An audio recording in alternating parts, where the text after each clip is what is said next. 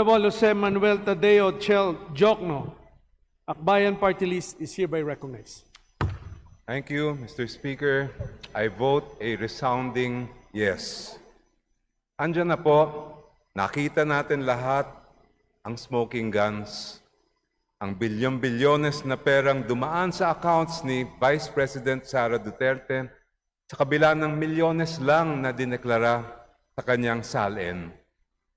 Ang halos kalahating bilyong piso na confidential funds na winaldas niya at marami pang iba.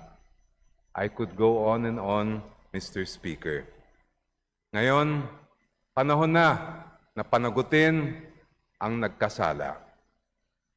Ito ay para sa ating mga manggagawa na araw-araw kumakayod para may pantustos sa kanilang mga pamilya, sa mga kabataang naghahangad ng mas maayos at tapat na pamahalaan.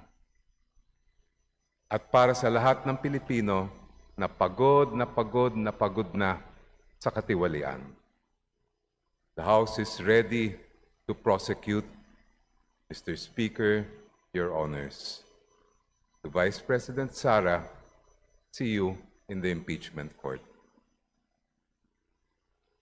Majority Leader.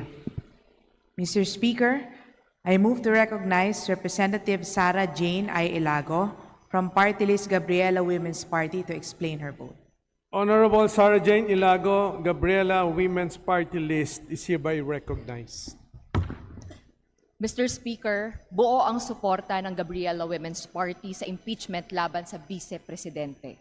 Sa panahon na may kinakaharap na krisis sa langis at pagtaas ng presyo ng mga bilihin, kawalan ng disenteng trabaho na may maayos na pasahod, kabi-kabila na demolisyon, paglaganap ng disinformation at pagtindi ng korupsyon, ito ang pinakatamang oras para maningil at may mapanagot na mataas na opisyal sa kanyang paglabag sa konstitusyon, betrayal of public trust, graft and corruption at iba pang mga krimen. At karugtong ng mga problema ng lipunan ang mga dahilan kung bakit yes ang boto ng Gabriela Women's Party sa impeachment ni VP Sara without H or without holding back from spending o pagwawaldas niya ng hindi bababa sa 500 million pesos na confidential funds ng OVP at DepEd.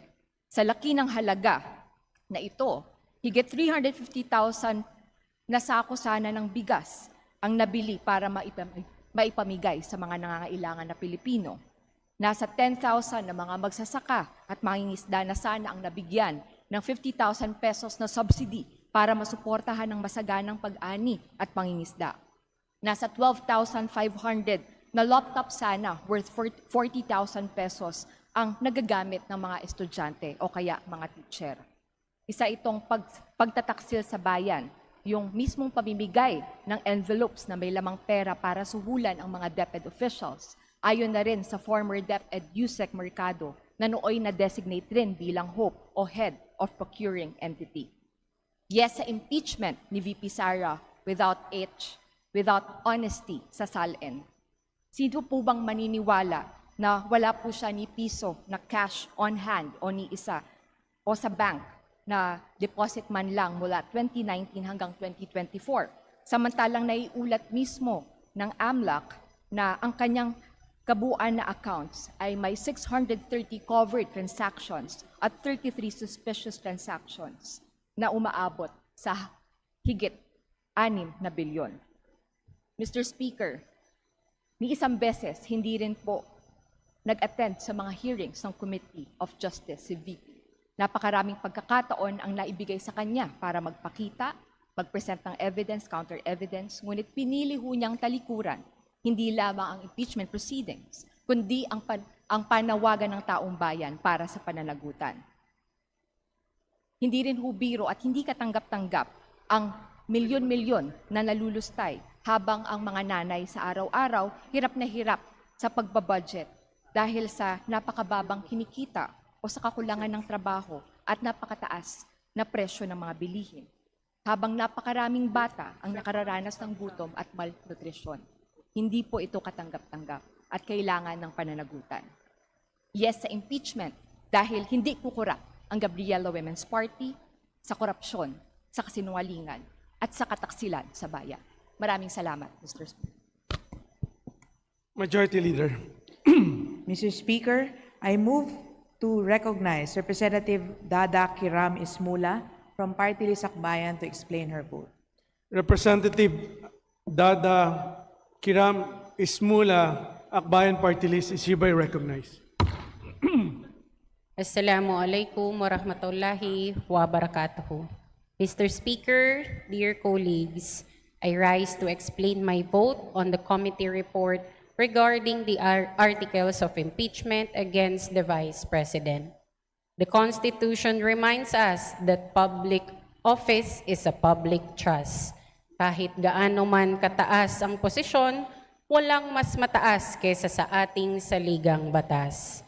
After a careful review of the findings presented by the Committee on Justice, it has been determined that probable cause exists based on the evidence. My yes vote today is the fulfillment of our specific duty in the House of Representatives to initiate this process when the facts demands it. By affirming this report, we ensure that the constitutional process moves forward. It should be noted that the House Committee on Justice has ensured due process to the Vice President numerous times in the hearings. Ang aking boto ay nagbibigay daan upang formal na masimulan ang trial at nagbibigay sa Vice Presidente ng pagkakataon na iharap ang kanyang panig sa Senado.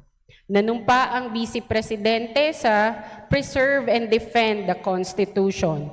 Kaya naman, inaasahan namin na igagalang at tutugon ang Vice Presidente sa constitutional na prosesong ito. Maraming salamat, Mr. Speaker. Majority Leader. Mr. Speaker, I move to recognize Representative Cielo Crisel Lagman from the 1st District of Albay to explain her vote. Honorable Cielo Cristal Lagman, 1st District of Albay, is hereby recognized. Thank you, Mr. Speaker.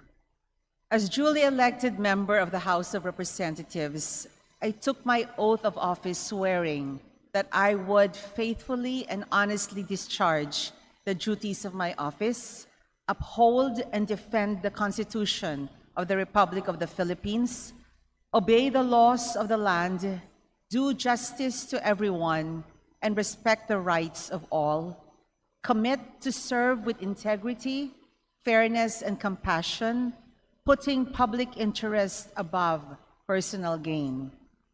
Work to promote the welfare, safety, and progress of my constituents, listen to the people from whom my mandate emanates, and uphold the trust that has been given to me